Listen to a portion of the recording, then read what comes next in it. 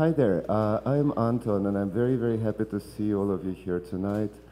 I'm going to make a brief introduction for Monica, who will then speak about Allan and his work. I first met Allan in 2004. It was actually a kind of a very interesting situation. We were invited, a group of artists were invited to go to Brazil as part of this Utopia Station project during the World Social Forum that took place there in 2004. And it was a kind of a very idealistic idea to try to kind of involve a group of artists into what seemed to be at the time a kind of a vast global political movement. So we were all very excited, and we came to Porto Alegre, and it was a kind of a very confusing situation for most of us, yes? Because World Social Forum was actually not what we imagined it to be. It was a vast, overwhelming kind of flea market of various objects, Che Guevara t-shirts, ideologies of all kinds, all sorts of classes and workshops, and we simply didn't know how to engage with what was happening around us. And at the time, the only person actually that felt completely comfortable, that knew what to do, was Allan. And this must have been due to his lifelong engagement with politics and art, so to him it came much more naturally than to most of us who were there. And then much later on, Monica Shevchuk, who is a curator at the University of Chicago Gallery, suggested to organize an exhibition of his works in New York. Allan has not had a show, a solo exhibition in New York in more than 25 years, and at the time we had a very, very tiny space, which was basically located in a basement on Essex Street. And Monica curated an absolutely gorgeous show, which was called This Ain't China, of his photographs from, I believe, mid-1970s. So we're very, very happy to be able to screen this film tonight, and also to have Monica with us, who came from Chicago for this, to speak a little bit on Allan and this particular film. So here's Monica.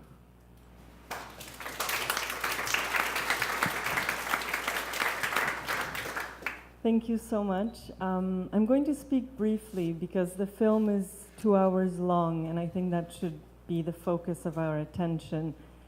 I just thought I would say a couple of things. One actually about a really beautiful moment right after the opening of This Ain't China in New York, when Allan and I did a conversation at Cooper Union, and amongst the kind of questions I asked him was what he felt was different between 1974, the moment when he made This Ain't China, a photo novel, which is a series of photographs and a kind of story about the American romance with Maoism in the 70s. And I asked him what was the difference between the political engagement and the thoughts around Maoism at that time and what his current engagement was in China. And his answer kind of surprised me. He said that the thing that he missed most about that moment was the rage and the anger that propelled people to think politically and actually act on their thoughts. And I think all of us are very sad about Allan's completely untimely passing, but I just thought I would mention that because I think beyond sadness, which can be kind of debilitating, I think he would have wanted us to think about the anger and the rage. The other thing I just wanted to say briefly was that this film that you're about to watch was the kind of culminating work of a lifelong research into the oceanic terrain that is global capital, let's say. And for Allan, the place to think this was the ocean, because he grew up very close to the port of LA. And he realized that a lot of the world's economy is actually driven by maritime trade, and it's a space that is very easily forgotten, because once you get past a certain distance off the shore, most people don't really have a clue about what happens on the ocean. So he took that as a point of departure, and of course we all probably know or have seen parts or all of Fish Story, which was the major work that he made thinking through this. But this film was kind of special because it was a response to a commission from SCORE, which is the Organization for Art and the Public Domain in the Netherlands. And SCORE invited Allan simply to make a public work. And what he decided to do was to make a piece for television, which was kind of taking all the research of Fish Story and making it, you know, in the form that he came to understand was the most public and accessible, which is film. And through the course of making of this television series with SCORE and Austrian Public TV, the film went through a number of kind of reviews by these two commissioning bodies, and they couldn't quite figure out the length of it or how to present it. And finally, I think Allan and Noël Burch, who was Allan's partner very much in making the film, decided to simply make a film of it and to begin to broadcast it or to show it as soon as possible.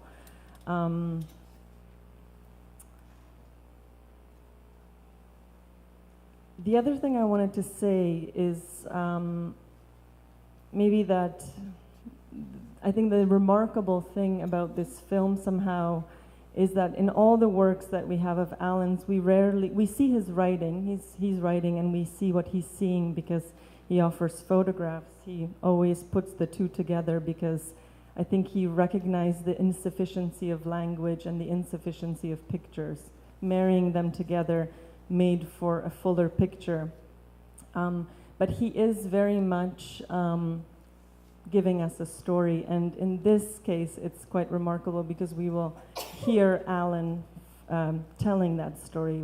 We hear his voice throughout the whole film, and it kind of brings home the fact that throughout his career we can think of Allan as a critic, we can think of him as a person who is very much committed to the realist documentary tradition, but at his heart I think he was very much a storyteller. If you think about his work, This in China, a photo novel, aerospace folk tales, Polonia and other fables, Fish Story. You get the picture that I think he was trying to get across, that actually the hardest thing to do these days is to condense important information into a passionate story. And it is, I think that rage and anger really is the thing that kind of gave him the energy to continue to work, because while he's telling us the story of labor, he's also working incredibly hard, because the kind of research that it takes to get on a container ship and to actually interview workers who do not speak your language and to go from port to port and trace this very difficult to access and complicated story of what happens in our world takes a huge amount of work.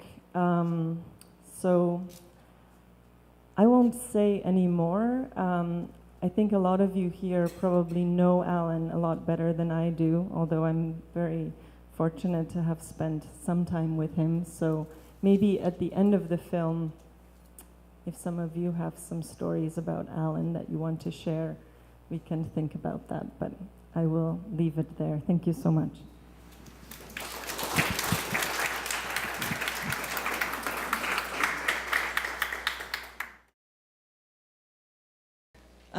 Thank you so much for coming. Our feeling is that it takes a bit to process this film, and we don't have Allan here to answer the questions that most people would have of the film, so I'm not advocating for a long discussion, but if someone would like to share any thoughts, the mic is open, of course. Thank you so much. Because I, worked on this exhibition with Allan at e-flux. Anton and I, the next day after we found out, decided that it would be a good idea to screen the film. Because actually Allan, I should say, was working on the film while he did the show here, the This in China show, which showed old work. And the new work that he showed in conjunction with the work from 1974 was a backlit transparency of a young girl in a factory.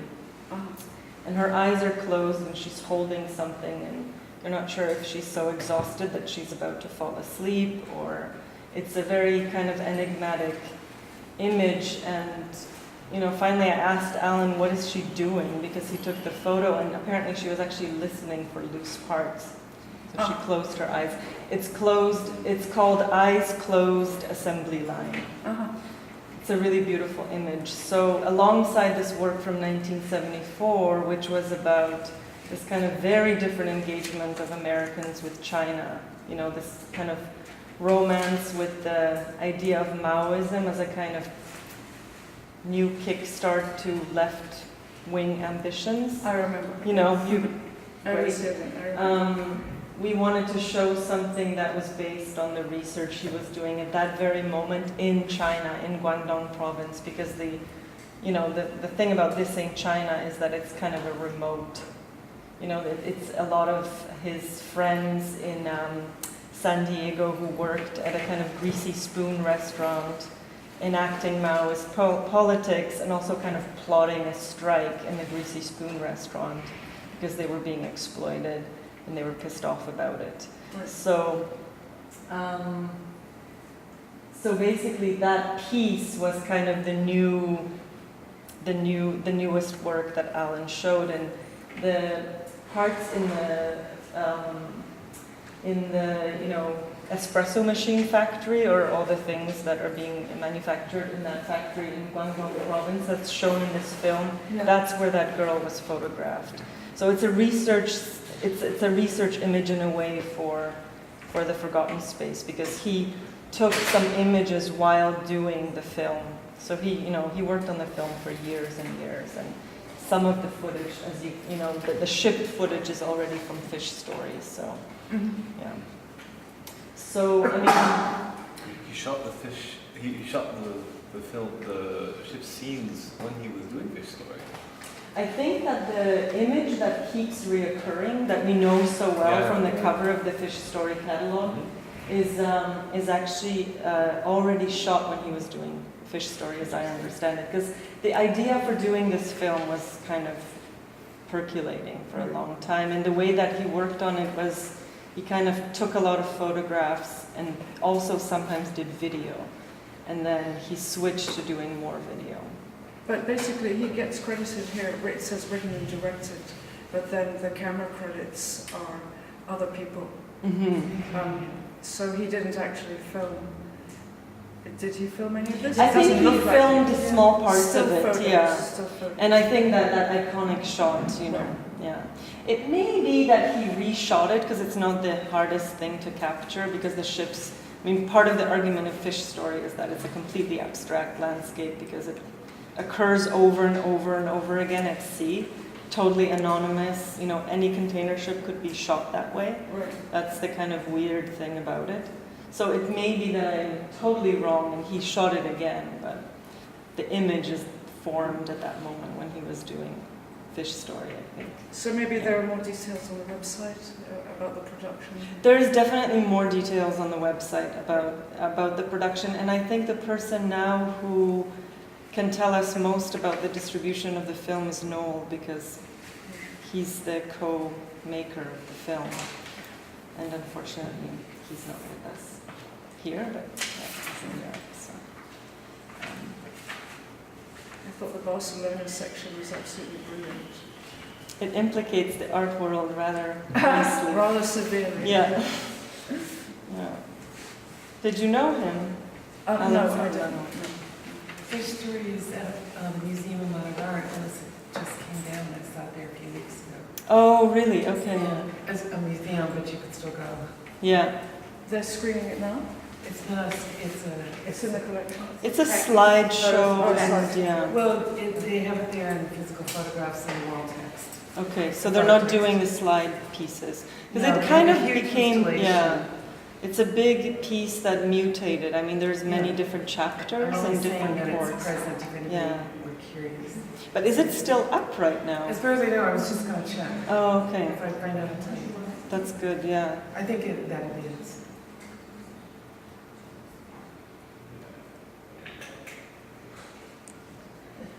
Do you feel like you can see his hand in the camera work? I don't know if he's doing all the camera work. Yeah. Because I His think direction You mean as a and stuff. director? Yeah. Yeah. I mean, I think that it's him and a person usually. You know, so he's doing the interviewing and he's doing the directing, but I don't know if he's always holding the camera. I can see his hand a lot in the editing, like especially the really funny bits where, like, you know, the operatic music is going on when the women are picking the apples and then you have the train crashing through. This kind of moment of, like, you call it. That's, you can see that. Yeah. Definitely. I mean, it's almost like he has no hand. It's just it's just kind of stuck there. Yeah.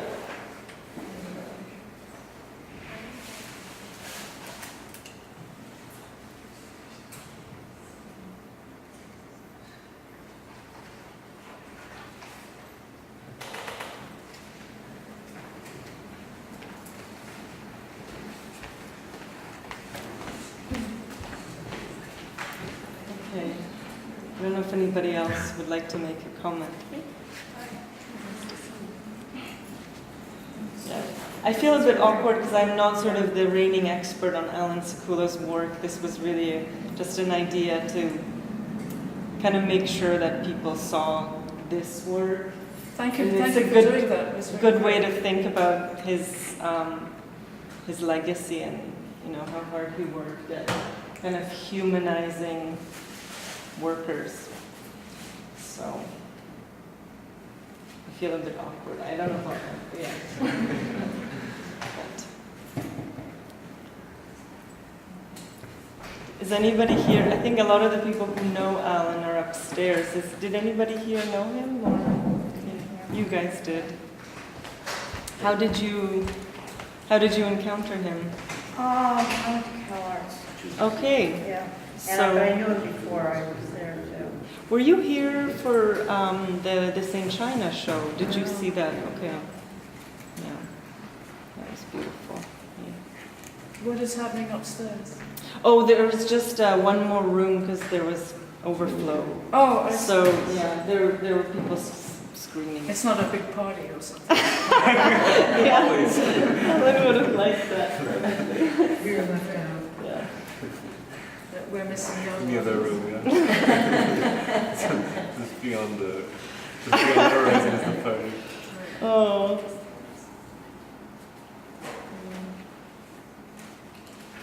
Thank you. Hey. Thank you so much. Thank you so much for coming.